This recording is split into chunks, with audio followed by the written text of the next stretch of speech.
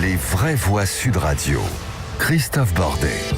Les vraies voix sur Sud Radio, évidemment, avec Daniel Gilbert, avec Philippe Binger, avec Philippe David, avec Philippe Rossi. Et on vous pose donc cette question dans Les vraies voix. Après l'appel à l'unité des droites lancé par Marion Maréchal qui revient sur la scène publique, eh bien Marion Maréchal est-elle l'avenir de la droite en France ? 0826 300 300, vous êtes les bienvenus pour en parler, et les réseaux sociaux, Philippe Rossi. Et le compte Twitter de Sud Radio, où c'est une grande majorité de nos auditeurs, un 70% qui pensent qu'effectivement Marion Maréchal est bien l'avenir de la droite. Les victoires, elles sont collectives. Les défaites, elles sont solitaires. C'est comme ça. J'ai décidé de prendre du recul. Je me retire de mes fonctions de président des Républicains. Aujourd'hui, j'ai envie de contribuer à mon petit niveau. Je ne suis pas en mesure de vous dire que je serai là à tel endroit. Mais en tout cas, si je peux être utile d'une manière ou d'une autre à un moment donné, précisément pour essayer de construire cette grande alliance des droites, je le ferai à mon niveau si ça peut être utile.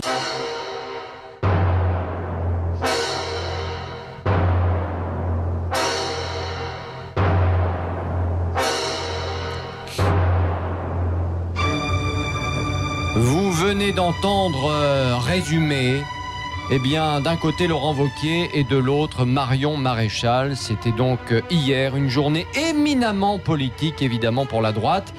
Notre invité va en parler avec nous. Éric Thénier, bonsoir. Bonsoir Christophe. Membre des Républicains et président de Racine d'Avenir. C'est quoi, tiens, Racine d'Avenir ? Un club de réflexion politique ? Non, c'est un mouvement de jeunes qui s'est créé il y a un peu moins d'un an aujourd'hui, qui rassemble des élus, des jeunes des Républicains, du Rassemblement National, de Debout la France, de cette droite un peu hors les murs, conservatrice, et qui œuvre justement pour l'union des droites, pour le dialogue des droites, pour ceux que plaident d'une certaine façon Marion Maréchal et d'autres. Bon, alors justement, Marion Maréchal incarne pour vous l'avenir de la droite française ? Je pense que la droite française, et on l'a bien vu hier soir, ne pourra pas faire sans elle. C'est une évidence. Ne serait-ce que lorsqu'on l'a écouté hier essayer de parler d'éléments de fond, je pense que ça faisait bien longtemps qu'on n'avait pas entendu un interview qui creusait autant les sujets sur l'économie, sur les questions de société, sur l'Europe.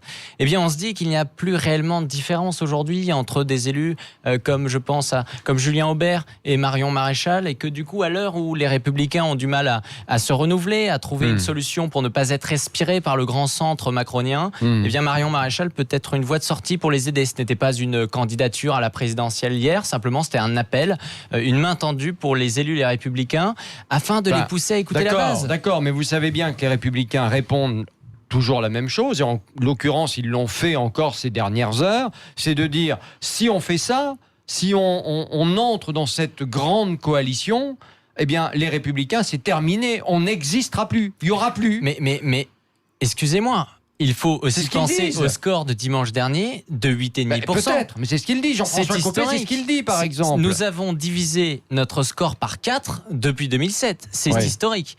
Et pour cela, les Républicains doivent comprendre que soit ils rejoignent Emmanuel Macron, soit ils sont capables de créer un grand mouvement, capable ou bien de rassembler les populistes et conservateurs, ou bien de travailler avec le Rassemblement national pour enfin battre Emmanuel Macron et répondre à cette urgence identitaire qui inquiète aujourd'hui le peuple de droite. Alors dites-moi justement, puisque vous le disiez, Marion Maréchal a beaucoup parlé du fond des choses. Alors, il faut s'y arrêter un petit peu, effectivement, vous avez raison. Quand elle dit hier, il y a deux lignes désormais en France, les conservateurs contre les progressistes. Elle résume bien la situation ? Ce n'est pas exactement ça. Elle a dit il y a les conservateurs avec les nationaux. Oui, mais elle a aussi parlé de différents clivages, pas simplement les conservateurs. Elle a dit la droite, la gauche, ça n'existe plus. Aujourd'hui, c'est les conservateurs face aux progressistes. C'est surtout les progressistes face à ceux qui veulent défendre une forme d'identité, une forme de souveraineté, effectivement une forme de conservatisme qu'elle a développée. Après, j'aimerais dans ce cas-là qu'on aille sur la définition de ce qu'elle appelle le conservatisme, qui n'est pas réduit qu'au positionnement sociétal, mais qui également va vouloir développer par exemple les villes intermédiaires. Elle a essayé de parler de ça hier durant son interview, et elle est revenue sur cette thématique entre ceux qui veulent être enracinés, ceux qui veulent défendre un peu ce qui fait la France, notre histoire, et ceux qui sont dans une logique de génération nomade, d'hommes nomades qui veulent elle dit par une exemple, identité européenne. Par exemple, conserver notre héritage historique, conserver notre culture, donc sous-entendu culture judéo-chrétienne évidemment, face quelque part, elle a dit, je ne sais pas si on peut l'appeler comme ça, mais enfin ça ressemble à ça, au grand remplacement. Oui, exactement. Un grand basculement. Elle a parlé exactement d'un basculement démographique, ce qui est en train de s'opérer. Vous savez, qui a parlé de partition qui allait arriver aujourd'hui en France ? C'est François Hollande lui-même. Dans l'ouvrage Un président ne devrait pas dire ça. Elle l'a rappelé d'ailleurs. Qui a dit que nous n'avions plus que 5 ans, alors qu'aujourd'hui nous étions côte à côte et demain nous pouvions finir face à face. C'est Gérard Collomb, lorsqu'il a démissionné l'année dernière du ministère de l'Intérieur. C'est intéressant que ce soit des personnalités de gauche qui finissent par admettre ça une fois qu'ils ne sont plus aux responsabilités. Et Marion Maréchal, eh bien, face à cette urgence identitaire, elle dit qu'il faut réunir un grand bloc de droite. Mais sa spécificité, et j'aimerais qu'on revienne là-dessus, c'est que contrairement à Marine Le Pen qui veut aspirer les Républicains et qui ne comprend pas du coup réellement la particularité de la droite traditionnelle, de la droite classique qui a ses sensibilités, notamment conservatrices libérales, eh bien Marion Maréchal dit que les Républicains doivent se structurer tout en gardant leur spécificité, doivent être capables de créer des coalitions. Vous savez, lorsque je plaide pour ce type de sujet, on m'oppose souvent, oui, au final, pourquoi vous ne rejoignez pas le Rassemblement National ? C'est vrai que quand on vous écoute, on se pose la question. Vous plaidez pour une fusion des droites, etc. Mais pardonnez-moi Christophe, lorsque les Républicains font alliance avec l'UDI, est-ce que vous avez l'impression qu'il y a une fusion entre les Républicains et l'UDI ? Lorsque les Républicains se sont alliés pendant des années ou l'UMP avec le MoDem, ça n'a pas empêché le MoDem de changer d'alliance à chaque fois. D'ailleurs, le MoDem a fini par rejoindre la gauche et Emmanuel Macron. On peut Emmanuel travailler Macron est de gauche. Dans une logique de c'est un coalition. autre débat, ça c'est... Non, mais il a quelque chose de gauche. Ah bah oui. Oui, il a quelque chose de droite aussi. Oui, bien sûr. Je trouve pas ça Mais flagrant la que ce soit droite, gauche, mais bon. la droite ne pense qu'à la droite de Macron alors qu'il y a toute une part de gauche chez lui. C'est clair. On le voit bien d'ailleurs, il est en train, parce que Emmanuel Macron aujourd'hui c'est un professionnel de la fusion-acquisition, c'est le Rockefeller de la politique. Il est en train Bien de créer, préparé la punchline. mais il est en très train bien. de créer un empire, c'est-à-dire qu'aujourd'hui il a Agir sur le centre droit qui est en train de se structurer, qui est poussé aussi par Édouard Philippe.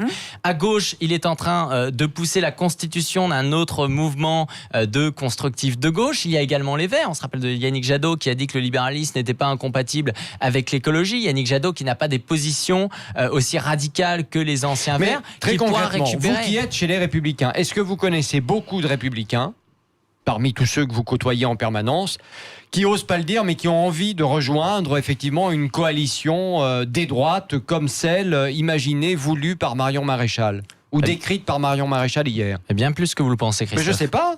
Je sais pas, moi je les entends pas. Ça fait des jours. Lesquels? Ça fait des jours Lesquels? que aujourd'hui ils sont en train de consulter et je pense qu'ils ont entendu l'appel de Marion Maréchal dimanche soir. Beaucoup ont été séduits par sa démarche d'ouverture, par sa façon aussi. Oui, mais de pour se prendre du recul, rassembler de la derrière hauteur. Marion Maréchal ou derrière Marine Le Pen à la fin, parce que c'est ça le problème. Aujourd'hui, les Républicains. Marion ne se Maréchal n'est retrouvent- rien pour l'instant. Ce qui est évident, c'est que les Républicains aujourd'hui, les élus, parlons des élus, pas de l'électorat, les élus Républicains auraient du mal à travailler avec Marine Le Pen. En revanche, ils pourraient tout à fait dialoguer, tout en disant, c'est pas parce qu'on dialogue aujourd'hui qu'il ne faudra pas poser la question du leadership dans un second temps. Et Marion Maréchal propose aujourd'hui, eh bien, d'être une passerelle, d'être un pont, de pouvoir les aider à contribuer à cela. Il y a énormément aujourd'hui de conseillers régionaux, de conseillers départementaux. Mais vous pensez pas qu'elle essaie plutôt de qui lancer sont- sa propre écurie quelque part? Marion Maréchal? Ouais. Non, je ne pense pas. C'est pas une personnalité comme ça.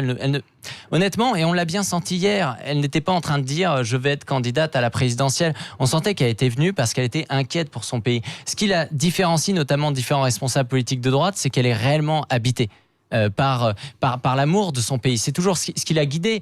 Lorsque, à 22 ans, Jean-Marie Le Pen lui a demandé d'être candidate pour les législatives, elle ne voulait pas y aller.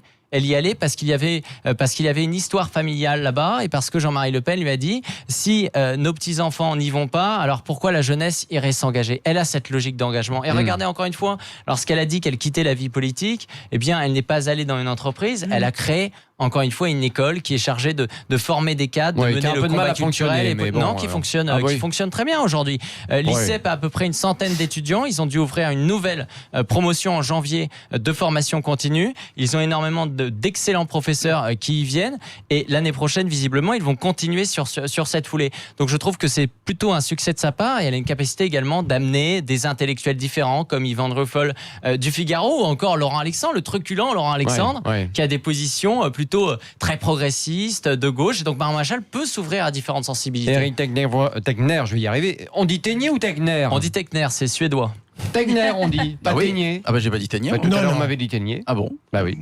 Bon, ben voilà, il y a toujours un Il a bien responsable. prononcé tout à l'heure. ça. Oui, oui. Le verbe, on sait pas teigner, c'est teindre. Et alors vous, c'est... Le roi des mots. Et attends, et à vous, c'est éteindre. Comme ça, on est tranquille.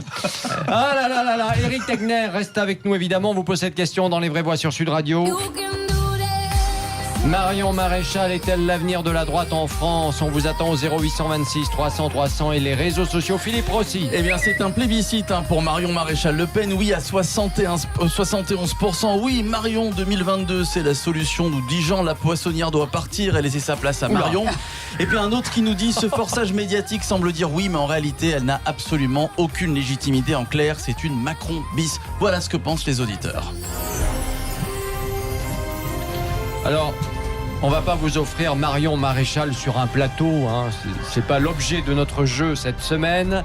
Non, on vous offre des places pour le parc Spirou-Provence, c'est près d'Avignon. Tous les personnages que vous pouvez imaginer, les attractions en tout genre.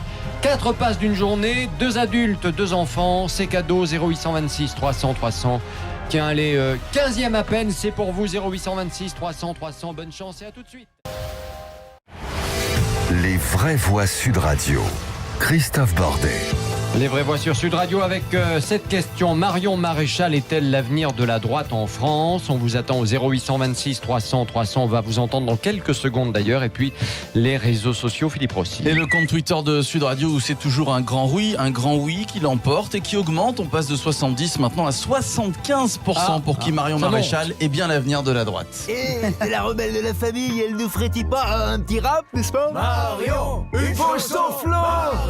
Marion, une chanson. Puisqu'on est tous réunis. Marion, une chanson. Non mais sur internet on trouve de tout. Hein. Le meilleur comme le pire. Il y en a toujours qui réussissent quand même à faire des petites chansons comme ça. Là je crois même qu'il y a vraiment là, une forme de dessin animé. C'est assez extraordinaire. Bref, allez, Éric Tegner est toujours avec nous. Hein. Il est d'origine suédoise. C'est pour ça qu'il s'appelle Tegner, n'est-ce pas? Vous êtes vraiment bon pied bon oeil aujourd'hui. Oui, n'est-ce pas? Bon pied bon oeil. Membre des Républicains et président de Racine d'Avenir. Alors Vous savez que ça me rappelle un truc suédois. Non mais je crains le pire, oui. Qu'est-ce qui se passe? Vous connaissez l'histoire de la femme qui va acheter un meuble chez Ikea? Encore la blague. Elle va acheter une armoire chez Ikea, elle arrive chez elle regarde le plan, elle est plus, elle la monte. Le bus s'arrête en bas de chez elle, pomme, l'armoire s'effondre. Là, elle prend la visseuse, elle visse. Elle le monte, elle dit à mon armoire, elle est belle. Le bus s'arrête en bas de chez elle, pomme, l'armoire s'effondre. Elle est furieuse, elle appelle le magasin, elle dit vous avez de la chance. Il y a l'ingénieur suédois qui a mis cette armoire au point, il est chez vous dans un quart d'heure. Le type arrive, il regarde, il se dit elle l'a bien montée, il la remonte, pomme, l'armoire s'effondre. Il dit écoutez madame, là, je vais me mettre dedans et je vais regarder ce qui se passe. Il monte l'armoire, il se met à l'intérieur et là, manque de peau, il y a le mari qui arrive avec 10 minutes d'avance. Elle dit ah, t'as acheté un meuble? Il ouvre la porte, il tombe sur un Suédois beau comme Stéphane Edberg dans l'armoire. Il dit monsieur, mais qu'est-ce que vous faites là dans ma chambre? Et le type répond si je vous dis que je suis en train d'attendre l'autobus, je suis sûr que vous n'allez pas le croire. Et pourtant, c'est vrai. Elle est mignonne. Elle est à peine drôle parce qu'en réalité, c'est un constat. Oui. Ah bon. Non, mais elle est sympa quand même. Elle est très sympa. Mais je suis tellement habitué à. Vous préférez quand c'est plus grave? Ça vient tout le temps comme ça. Chez lui, il y a une forme de rupture étonnante là. On pourrait en débattre pendant des heures. Ça pourrait faire l'objet d'un sujet du bac. On préfère Marion. Hein, voilà. Marion Maréchal est-elle l'avenir de la droite en France? 0826 300 300. Mathilde de Paris est avec nous. Bonsoir Mathilde. Allô Mathilde. Bonne journée, oui, bien fatiguée comme tout le monde. Vous êtes fatiguée Mathilde? Ah oui, je fais partie de la petite France correcte qui bosse. Et ah bah voilà. oui, comme nous, pareil. Oui, mais enfin, discuter, blablater, c'est bien. Bon, ah bah oui, mais chacun son boulot. Hein. Bon. Alors, comme si vous voulez, je viens vous voir demain, on blablate tous les deux. Hein. Ah bah bon, alors je voulais m'exprimer rapidement. Allez-y Mathilde. Concernant Marion Maréchal Le Pen, moi j'ai toujours été à droite depuis le 10 mai 81 parce qu'on a vu ce qui allait se profiler sur les 30 années qui ont suivi. Ah ben, Danielle Gilbert est avec nous, elle sait de quoi vous parlez. Elle s'en est bien rendue compte, elle. Là, vous voyez, ce soir, j'ai pas envie de rire. Moi, j'ai de la tristesse de voir l'état de mon pays dans lequel il se trouve au niveau politique. Alors, allez-y. Oui, alors moi, voir Maréchal Le Pen comme sauveuse, non. je suis désolée, la droite, elle a eu des erreurs. Moi, j'y ai cru. J'ai fait les campagnes de 2007, de 2012. Mais après, on a été déçus parce que ça a été des mesures de gauche. Alors en plus, j'aimerais savoir si Madame Marion Maréchal Le Pen est pour la suppression de la sécurité sociale, si elle approuve les mesures que notre président veut faire passer cet été et à la rentrée pour la réforme du chômage et des retraites. Moi, je dis non. Alors si c'est ça l'avenir, moi je dis non. Et je ne veux pas qu'est-ce qu'elle a comme expérience? D'ailleurs, pourquoi? Qu'est-ce qu'on a? On a un petit genou à la tête. Elle a du été pays. députée, quoi, voilà. Oui. Grâce à sa famille, faut quand même le dire. Oui, Bon. oui. Alors, sans faire populiste, c'est quand même facile. C'est plus facile que le garçon ou la fille qui part de rien et puis qui monte tous les échelons au sein d'un parti. C'est pas faux, c'est pas faux ce que vous dites. Oui. Oui. Et puis, du coup, j'ai coupé. Non mais attendez, Mathilde, une question très simple. Qui vous verriez comme leader pour la droite dite républicaine aujourd'hui? Malheureusement, la droite, comme on dit, on avait la droite la plus bête du monde. Elle n'a rien compris. Elle n'a pas compris qu'une partie de la droite est malheureusement partie chez Le Pen et que chez Le Pen, il y a aussi bien des gens de droite que des gens de gauche. Et une droite pourvue, moi j'appelle les jeunes retraités qui ont de l'immobilier partout, qui vivent bien, qui vont chez Monsieur Macron. Mais la droite, au départ, c'est la petite classe moyenne qui veut monter, s'en sortir et faire vivre son pays. Ça, c'est vrai, je suis d'accord. La droite l'a lâché. Moi, je peux pas donner des noms, mais je peux vous dire que j'ai été lâchée au niveau sécurité, logement, emploi. Voilà, et ça, ils n'ont pas compris qu'il fallait faire du social, mais du bon social. Pas l'assistanat organisé depuis 1981. Voilà. Et là, moi, j'ai pas envie de voir. Alors, on a un président qui a la quarantaine, le candidat de LR qui avait certaines valeurs que je défends, mais enfin, il a 33 ans, il n'a pas l'expérience de la vie, et là, maintenant, une gamine de 30 ans. Alors, moi, je fais partie de votre génération, il faut de la maturité pour faire de la politique. Les petits genoux qui se servent de ça, moi, c'est non. Et ce qui est très grave, là, il y a un paysage politique triste pour notre pays qui était une pépite de l'Europe. Mais là, je suis triste.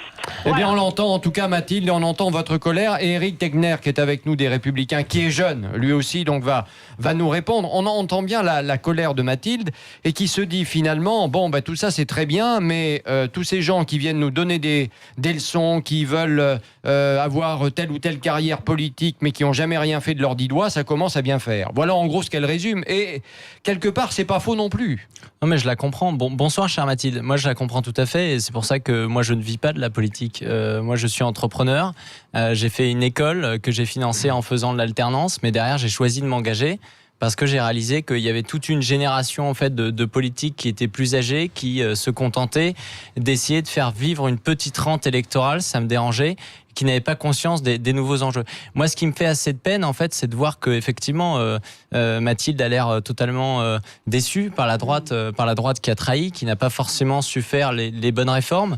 Je tiens à la rassurer. Aujourd'hui, on n'a jamais vu Marion Maréchal dire qu'il fallait supprimer la sécurité sociale. Je ne pense pas. Je ne veux pas parler à sa place, mais je ne pense pas que ça soit son projet. Je rejoins totalement Mathilde sur l'idée qu'aujourd'hui, le social, il doit passer par le travail. Vous savez, moi, ce qui me dérange, par exemple, dans les réformes que préconise Emmanuel Macron... Mais c'est ce que dit Macron. Macron, il dit la valeur travail, la valeur travail, la valeur travail. Laissez-moi terminer, juste, s'il vous plaît. Emmanuel Macron, sur la réforme des retraites, avant tout, pour s'occuper des retraités, il faut pouvoir leur donner un travail. Il y a la problématique qu'à 50 ans, il y a beaucoup de gens qui tombent au chômage et c'est extrêmement compliqué de trouver un travail. C'est la même chose pour les jeunes. Et donc, il faut déjà commencer à remettre les gens au travail. Et aujourd'hui, on est quasiment à 8,8%. Et ça, Emmanuel Macron, il n'en parle pas. Et il ne propose pas de bonnes solutions. Après, pour revenir un petit peu sur les attaques, je me dois un peu de la défendre à l'égard de Marion Maréchal. Je le parlais tout à l'heure. À 22 ans, elle ne souhaitait pas faire de la politique. C'est son grand-père qu'elle a cherché. Et elle n'a pas, sa conquête, sa victoire n'était pas du tout anticipée. Elle s'est battue sur le terrain. Et je pense que là-dessus, elle est assez méritante. Et si elle a voulu se retirer du champ politique il y a 2 ans, c'était justement parce qu'elle avait dit qu'elle voulait apprendre à faire autre chose et qu'elle a travaillé à ce sujet-là. Elle voulait surtout pas qu'il y ait cette guéguerre avec sa tante. Oui, mais je pense que son salaire de 8 000 € comme député, il était assez confortable et elle a choisi de le refuser. Je vais pas plaindre les Le Pen, non, mais globalement. Je cherche pas à les plaindre, je dis simplement que moi je suis contre le bashing des politiques, même si je peux les critiquer. Moi je fais partie d'une génération qui ne s'engage plus. Il faut leur donner également du... Philippe Binger. Bien sûr, Marion ne va pas sauver la droite, mais elle est un élément important pour sa réflexion. D'abord, dans ce qu'elle a dit hier, il y a quelque chose de très vrai. Elle dit que, au fond, le parti Les Républicains aujourd'hui est un mix totalement déplorable, puisque le parti populaire d'origine du RPR a été complètement gangrené par une forme de centrisme. Deuxième élément, l'union des droites. Mais ça, c'est Sarkozy et l'UMP, hein, à absolument, l'union des droites, c'est très important. D'abord, il faut que la droite n'ait pas honte d'elle-même. Premier point. Le deuxième point, il ne faut pas croire que c'est simple. Je crois que on reproche au Rassemblement national, quelle que soit l'identité parfois des projets, le fait qu'il y a des résidus fascistes et néo-nazis, le fait que le Rassemblement national a une histoire très compliquée, voire sulfureuse, et troisième élément, que Marine Le Pen, de toute manière, n'en veut pas. Donc, pour qu'il y ait une union des droites, il faut que les Républicains trouvent un type génial comme Mitterrand avec l'union de la gauche, et que de l'autre côté, on n'ait plus Marine Le Pen aux commandes. Allez, Daniel Gilbert. Oui, alors moi, je trouve que finalement, la politique aujourd'hui, on ne parle que de marketing. C'est du marketing. On va essayer de prendre des voix, on va faire comme ci, on va faire comme ça. Et ce qui m'a plu quand même dans ce qu'a dit Marion Maréchal Le Pen, moi je m'engage pas du tout politiquement là, mais ce qui m'a plu, c'est qu'elle a quand même essayé de parler de la vraie vie des gens. Il faudrait peut-être quand même qu'on commence à penser aux gens et pas seulement aux places, à machin qui va diriger, etc. Moi, je suis pour les gens, pour l'humain. Il faut quand même s'en occuper. Ce qui est vrai, c'est que pour ceux qui l'ont regardé ou écouté hier en fin de journée sur LCI, chez nos amis d'LCI, c'est vrai qu'on s'est tous dit, bon, bah, là c'est clair, elle a travaillé, elle a bossé parce qu'elle connaît tous les dossiers, elle répond à toutes les questions, elle a une vision un peu sur tout, et c'est vrai que ça a donné une forme d'épaisseur, enfin à mon sens, qu'on n'avait pas vu depuis longtemps. Ça ne veut pas dire que je suis un soutien absolu d'ailleurs de Marion Maréchal, mais en tout cas ce qui est sûr, c'est qu'on a besoin à un moment d'hommes et de femmes politiques qui travaillent un petit peu. Philippe David. Non mais ce qu'il faudrait déjà, c'est que pour faire une union des droites, il faudrait déjà que les Républicains implosent, entre ceux comme Pécresse, etc., qui sont beaucoup plus proches de la République en marche, et ceux éventuellement plus à droite qui voudraient aller avec le Rassemblement national, mais il faudrait également que le Rassemblement national implose. Parce que bien sûr. Non, mais c'est bien ça le problème. Il faut une double implosion. Là, c'est carrément le Big Bang. Absolument. Parce que quand on écoute le programme économique de Marine Le Pen, il est beaucoup plus proche de Mélenchon que d'un programme économique libéral. Alors que Après, avec Marion Maréchal, juste une chose, au niveau du programme économique, dans ce qu'on a compris hier, c'est un programme libéral. Pour ne pas dire ultra-libéral. Alors, si je peux me permettre là-dessus, programme libéral, oui et non, c'est-à-dire que c'est un peu comme ce que fait Donald Trump ou Sébastien Kurz ou encore Viktor Orban, c'est-à-dire une forme de libéralisme intérieur, c'est-à-dire on libère un peu les économies, on reprend la phrase de Pompidou, arrêtez d'emmerder les Français, et au niveau extérieur, en revanche, il y a du protectionnisme qui est assumé. Donc, mais ça, on n'a plus le pouvoir de le faire, c'est l'Europe qui décide. Le libéralisme se coupe avec le libre-échange. Mais on n'a pas le pouvoir de le faire. Oui, mais justement, elle a rappelé que souvent la France aurait pu porter sa voix, mais qu'elle avait cédé, et que c'était encore pire en fait. C'était nos élites qui cédaient. Vous savez, c'est cette fameuse phrase il me semble, c'était un ancien patron du FMI qui avait dit, si vous voulez absolument défendre les intérêts des Allemands, il faut nommer un Français. Donc c'est toujours la même chose. C'est Jean-Claude Trichet quand il avait été président de la BCE. La première chose qu'il avait dit, c'est I'm not French, je ne suis pas français. C'est quand même assez dingue. À chaque fois, on a une élite, parfois une partie de l'élite. Je cherche pas à blâmer l'ensemble de l'élite, et bien qui refuse d'avoir une logique de patriotisme économique et de défendre avant tout les Français. Ouais. Marion Maréchal est-elle l'avenir de la droite en France? Vous êtes nombreux à nous appeler au standard, et on rejoint tout de suite Valérie, je crois, qui est avec nous. Est-ce que Valérie est bien là? Oui, je suis là. Oh là, Valérie est en voiture. Allô Valérie? Valérie est en voiture. Bon, Valérie, on va vous reprendre dans un instant parce que la ligne n'est pas très bonne. William Dutarn est avec nous. William, bonsoir. Oui, bonsoir. Merci beaucoup. Bon, merci d'être avec nous dans Les Vraies Voix sur Sud Radio. Alors pour vous, est-ce que Marion Maréchal est l'avenir de la droite en France? Alors je le pense, mais alors je vais revenir sur une première partie de l'émission, parce que j'ai été, tout comme vous, moi écœuré de l'image employée par ce député LREM sur le gâteau politique. Ah oui, c'est ce que disait Daniel Gilbert tout à l'heure. Oui. Et je la remercie de l'avoir rappelé et de l'avoir remis au goût du jour. Je remercie également M. Techner, puisqu'il élève le débat. Et cette nouvelle génération, je suis un quinquas, j'ai 53 ans, et je regrette que notre génération n'ait pas eu justement cet amour si profond de la patrie. Je parle de nos personnalités politiques. Marion Maréchal Le Pen a été excellentissime dimanche soir, mais il faudrait qu'on fasse attention et que vous fassiez attention. Alors pas à Sud Radio, attention, je vous attends. Oui, parce que vous restez très objectif. Oui. Et c'est pour ça que je vous écoute avec nous grand plaisir. parlons vrai surtout, Voilà, parlons vous vrai. parlez vrai. Mais il faudrait faire attention de ne pas se repaître dans la chantilly de ce gâteau. Marion Maréchal Le Pen n'a pas fait un appel à son retour. Elle a présenté son école, les CEP. Elle a eu une analyse politique magistrale qui nous manque, parce qu'aujourd'hui on est tellement manipulé que, et d'ailleurs on le voyait, le journaliste qui était en face n'a rebondi sur aucune question de fond. Il cherchait son scoop. Est-ce que vous allez vous présenter? Est-ce que ceci? Est-ce que ça? Mais alors c'est vrai que je suis assez d'accord avec vous sur ce point-là. Moi j'étais un petit peu choqué par la manière dont l'interview était posée. Bon après voilà, chacun fait comme il a envie, mais c'est vrai que par moment on se disait, on sentait bien qu'on cherchait un peu la petite bête, quoi. En même temps, il est courtois, ce qui est assez rare à l'égard du Rassemblement national ou des annexes. Bon, enfin, cela étant dit, vous avez dit quelque chose d'important quand même, William, c'est que à un moment vous avez dit voilà, il y avait du fond, quoi, quelque part dans ce qu'on a pu entendre, et ça c'est une réalité. Il y avait du fond, on peut pas dire le contraire. Éric Tegner, ça fait longtemps qu'on n'avait pas entendu ça dans la bouche. Bah si, quand même. Oui, mais enfin. Pardon. Oui, je ne l'ai pas entendu. Je ne la surestime pas à ce point-là.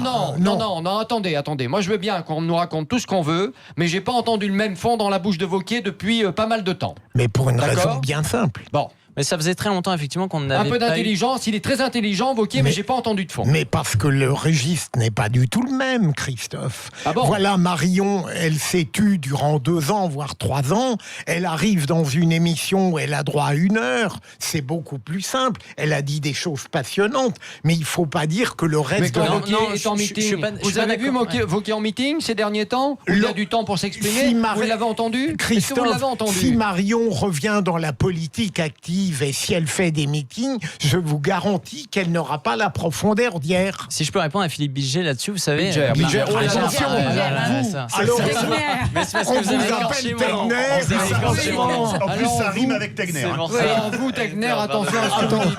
Vous avez, attention, un gage.